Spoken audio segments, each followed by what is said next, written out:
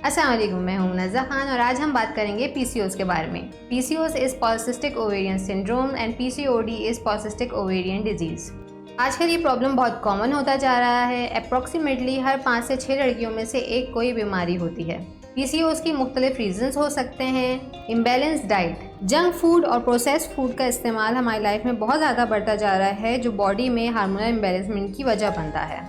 Stress एक बहुत बड़ा रीज़न होता है हार्मोनल इम्बैलेंसमेंट का। आजकल हमारा लाइफस्टाइल ऐसा होता जा रहा है कि हर एक को स्ट्रेस बहुत ज़्यादा रहने लगा है और ये हमारी बॉडीज में हार्मोनल इम्बैलेंस पैदा करता है। लैक ऑफ फिजिकल एक्टिविटी का ना होना हमारी ज़िंदगी में बहुत ज़्यादा बढ़ता जा रहा है, ये भी पीसीओएस की एक बड़ी वजह है।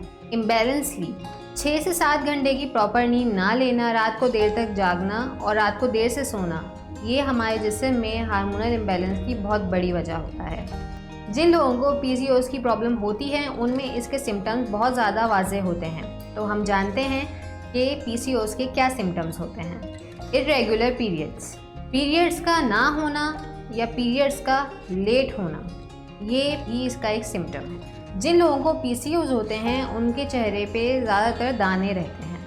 हेयर फॉल, बालों का गिरना और बालों का पतला हो जाना। पेट और कमर के गिर्द फैट का बढ़ जाना, जिसे कंट्रोल करना बहुत ही मुश्किल हो जाता है। चेहरे पे और जिस्म पे बालों की ग्रोथ का ज़्यादा होना। इंटेंस मूड स्विंग ज़्यादा होना।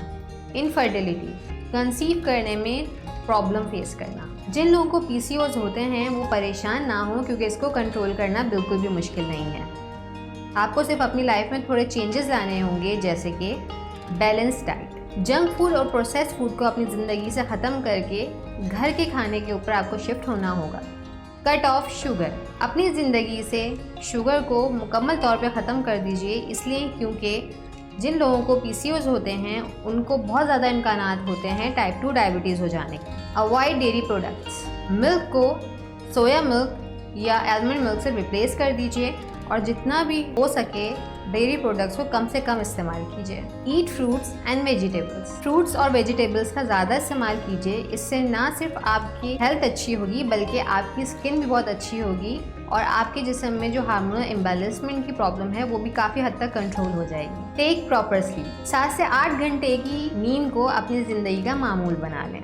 कार्डियो एक्सरसाइज, आप जॉगिंग करें, स्विमिंग करें या वॉकिंग करें, लेकिन अपनी ज़िंदगी में एक्सरसाइज को शामिल कर लीजिए।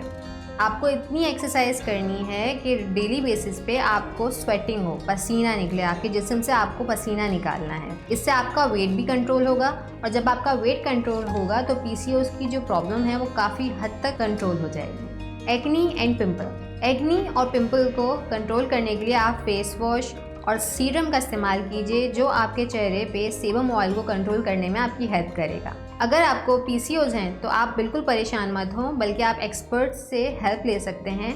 डाइटिशियंस, गायनेकोलॉजिस्ट और डर्मेटोलॉजिस्ट आपकी हेल्प के लिए हर वक्त मौजूद हैं। ये थी हमारी आज की वीडियो।